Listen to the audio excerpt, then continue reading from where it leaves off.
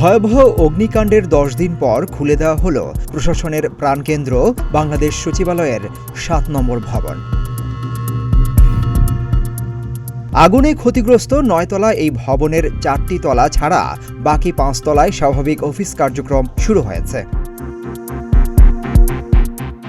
5 তলায় শ্রম ও কর্মসংস্থান মন্ত্রণালয় এবং ডাক ও টেলিযোগাযোগ মন্ত্রণালয়, ভবনের 4 তলায় আর্থিক প্রতিষ্ঠান বিভাগ, 3 তলায় অভ্যন্তরীণ সম্পদ বিভাগ, 2 তলায় স্থানীয় সরকার বিভাগের কর্মকর্তা কর্মচারীরা অফিস করছেন। দেখা গেছে 7 নম্বর ভবনে লিফট পানি সরবরাহ বন্ধ, তবে বিদ্যুৎ সরবরাহ আছে। এদিকে আগুনে প্রায় শতভাগ পুড়ে গেছে শ্রম মন্ত্রণালয়ের সচিবের রুম।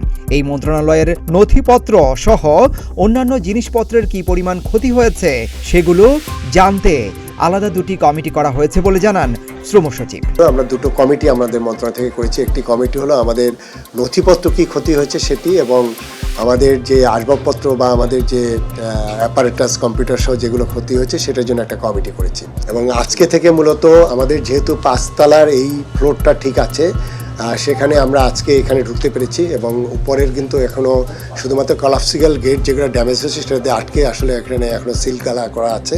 আগুন লাগার ঘটনার 4 দিন পর প্রাথমিক প্রতিবেদনে দুর্ঘটনার প্রমাণ মিললেও পূর্ণাঙ্গ তদন্তের জন্য সিঙ্গাপুর এবং ইন্দোনেশিয়া পাঠানো হয়েছে আলামত। আগামী 2 সপ্তাহের মধ্যে সেই প্রতিবেদন হাতে পাওয়ার পর নজিরবিহীন এই ঘটনার সঠিক তথ্য জানা যাবে বলে মনে করছেন প্রশাসনের কর্মকর্তারা।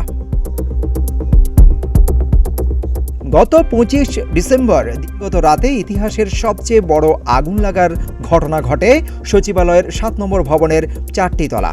এই 4 তলায় যুব ও ক্রীড়া মন্ত্রণালয়, শ্রম ও কর্মসংস্থান মন্ত্রণালয়, ডাক ও টেলিযোগাযোগ বিভাগ, স্থানীয় সরকার বিভাগ, পল্লী উন্নয়ন ও সমবায় বিভাগ, সড়ক পরিবহন ও মহাসড়ক বিভাগের অফিস ছিল।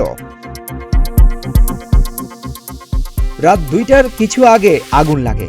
আগুন 6 ঘন্টা চেষ্টার পর বৃহস্পতিবার সকাল 8টার দিকে নিয়ন্ত্রণে আনে ফায়ার সার্ভিস। আগুন পুরোপুরি নিভতে সময় লাগে প্রায় 10 ঘন্টা। বৈদ্যুতিক লুজ কানেকশন থেকে এই অগ্নিকাণ্ডের সূত্রপাত হয়েছে বলে স্বরাষ্ট্র মন্ত্রণালয়ের সিনিয়র সচিবের নেতৃত্বে গঠিত তদন্ত কমিটি প্রাথমিক প্রতিবেদনে জানিয়েছিলেন। সিদ্দিকুর রহমান রুমন, প্রতিদিনের বাংলাদেশ।